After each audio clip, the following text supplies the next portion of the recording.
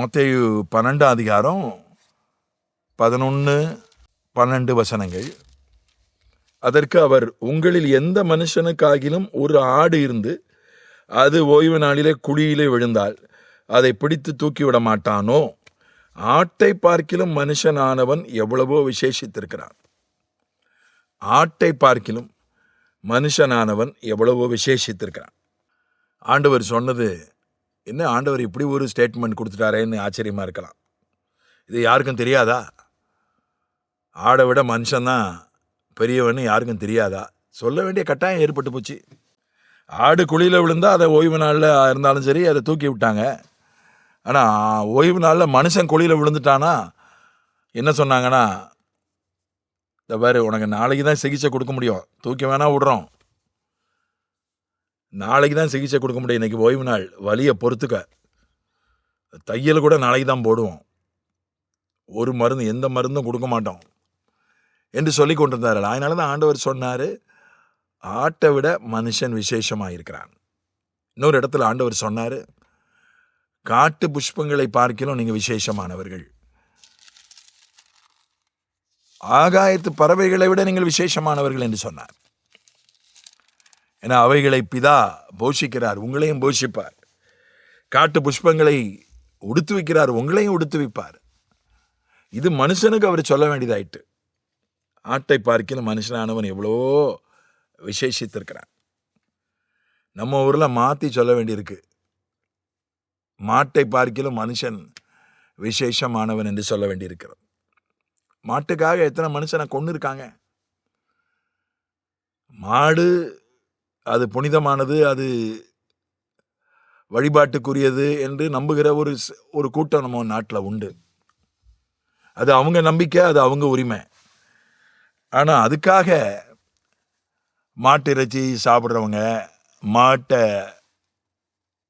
விற்கிற வியாபாரம் பண்ணுறவங்க, இவங்களெல்லாம் கொல்றது, அடிக்கிறது, தாக்கிறது, கொடுமைப்படுத்துறது, இப்படி பண்ணுகிற சிலர் இருக்கிறார்கள். கேட்டால் அது ஒரு கொள்கை, எங்கள் கொள்கை, எங்கள் கோட்பாடு, எங்கள் கலாச்சாரம், எங்கள் நம்பிக்கை, எங்கள் பக்தி என்று சொல்கிறார்கள். அப்படி தான் இருந்தாங்க அன்னைக்கு. இன்னைக்கு மாட்டுக்காக மனுஷனை கொல்றான், அன்னைக்கு ஆட்டுக்காக ஆளை கொன்னான்.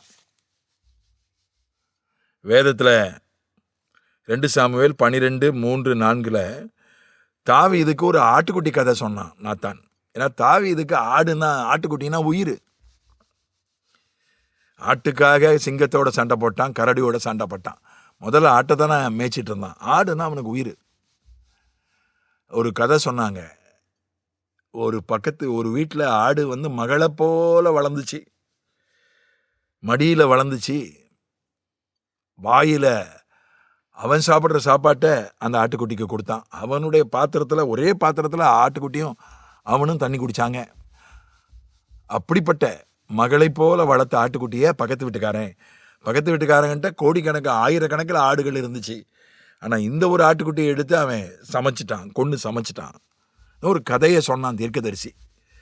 உடனே தாவீது ராஜா சொல்லிட்டான், அது எவன் அப்படி செஞ்சானோ அவனுக்கு மரண தண்டனை விதிக்கிறேன் அப்படின்னு சொல்லிட்டான். நீ தான்ப்பா அதை செஞ்ச. உங்ககிட்ட சாதாரணமாக சேவகனாக வேலை செய்கிறவனுடைய மனைவியை நீ எடுத்துக்கொண்டாய். உனக்கு ஏற்கனவே நிறைய மனைவி உண்டு, நீ ராஜா, நீ நினச்சா எத்தனை மனைவி வேணால் திருமணம் பண்ணலாம், அரச குடும்பத்து பெண்களை நீ திருமணம் செய்யலாம், நீ ராஜா. ஆனால் அவன் போர் சேவகன், சாதாரண ஒரு சிப்பாய், அவனுடைய மனைவியை நீ எடுத்துக்கொண்டாய் என்று அந்த இடத்துல தீர்க்கதரிசி சுட்டி காட்டுகிறான். அப்போ தான் பாவ உணர்வு வந்துச்சு அவனுக்கு.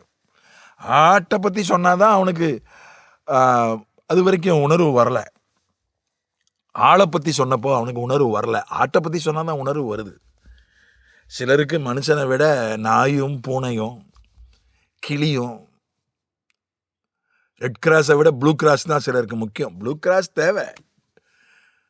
நீதிமான் தன் மிருக ஜீவனை காப்பாற்றுகிறான் என்று வேதம் சொல்லுகிறது. ஆனால் மிருகத்தை விட, பறவையை விட, ஆண்டவருக்கு, செடி கொடியை விட, மரத்தை விட ஆண்டவருக்கு முக்கியத்துவம் கொடுக்கறது மட்டுமல்ல, மனிதனுக்கு முக்கியத்துவம் கொடுக்க வேண்டும். ஆகவே மனித நேயம் என்று இன்றைக்கு சொல்கிறார்களே, அந்த மனித நேயத்தை வேத புஸ்தகம் 2000 வருஷத்துக்கு முன்னாலேயே வலியுறுத்துகிறது. ஆமென்.